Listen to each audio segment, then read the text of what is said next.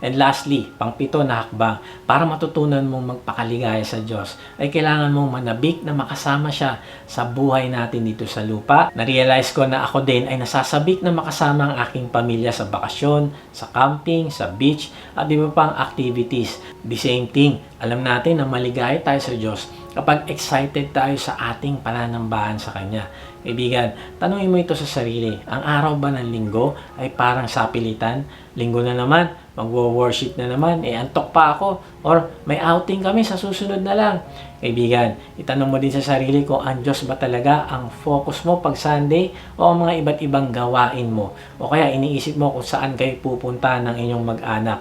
Kaibigan, hindi ka matututong maging maligaya sa Diyos kung hindi mo ibibigay ang 100% mo sa Kanya.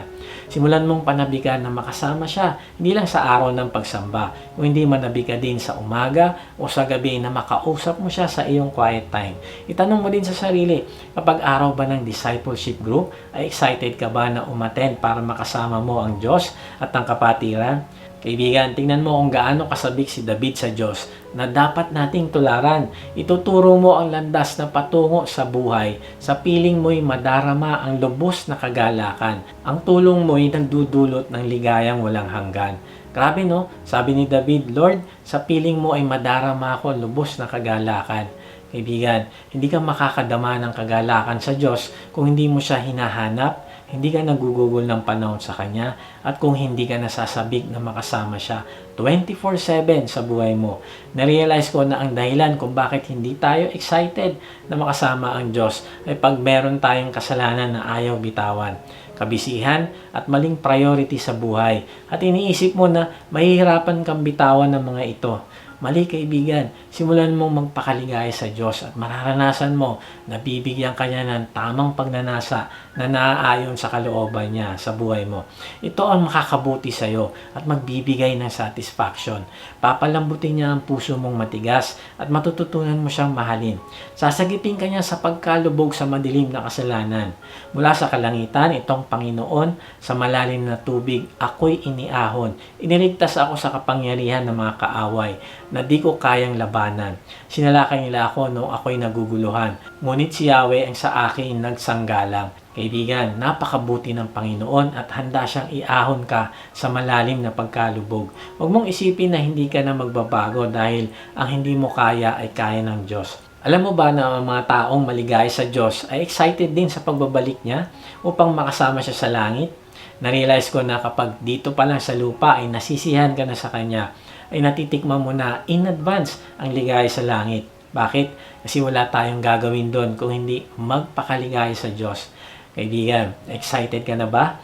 Marahil sinasabi mo na marami na akong kasalanan, tatanggapin pa ba ako ng Diyos kung lalapit ako sa Kanya? Ang sagot ay tatanggapin niya ang sino mang magsisisi at mananampalataya sa Panginoong Hesus. Sabi niya sa Isaiah 1:18, "Halika kayo at tayo magpaliwanagan." Sabi ni Yahweh, "Gaano man kapula ang inyong mga kasalanan, kayo'y aking papuputiin tulad ng yelo o bulak." Kaibigan, ikaw lang ang inaantay ng Diyos na makipag-usap sa Kanya. At ang pangako niya ay kahit gaano kadumi ang kasalanan mo, ay lilinisin niya ito at papuputiin. Manampalataya ka sa Panginoong Hesus at sa ginawa niyang pagbabayad sa lahat ng kasalanan mo sa krus. At patatawarin ka ngayon din at bibigyan ng buhay na walang hanggan. Sabi sa mga taga-Roma 5:8, ngunit pinatunayan ng Diyos ang Kanyang pag-ibig sa atin nang mamatay si Kristo para sa atin noong tayo makasalanan pa. Kaibigan, hindi na inantay ng Panginoong Hesus na magbago ka kung hindi 2,000 years ago ay namatay na siya para sa ating kasalanan. At kung ikaw ay mananampalataya ngayon sa Kanya, ay lilinisin ka niya na tulad ng yelo at bulak.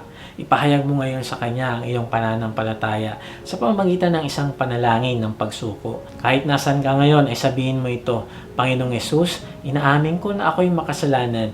Inaamin ko na hindi ko hinanap ang kaligayahan sa iyo o hindi sa mga makamundong bagay. Patawarin niyo po ako. Nananampalataya po ako na ikaw ang nagbayad ng lahat kong kasalanan. Ngayon nga ay binubuksan ko na ang aking puso. Manahan ka sa akin at manguna sa buhay ko. Tinatanggap kita bilang aking Panginoon at tagapagligtas. Simula ngayon ay tatalikdan ko na ang aking mga kasalanan at sisimulang kilalanin at unahin sa buhay ko. Salamat at isang araw ay makakasama kita sa langit. Amen. Sa ating pagtatapos ay iwan ko itong verse na ito sa inyo. Ituon natin ang ating paningin kay Jesus. Sa Kanya nakasalalay ang ating pananampalataya mula simula hanggang katapusan. Dahil sa kagalakang naghihintay sa Kanya.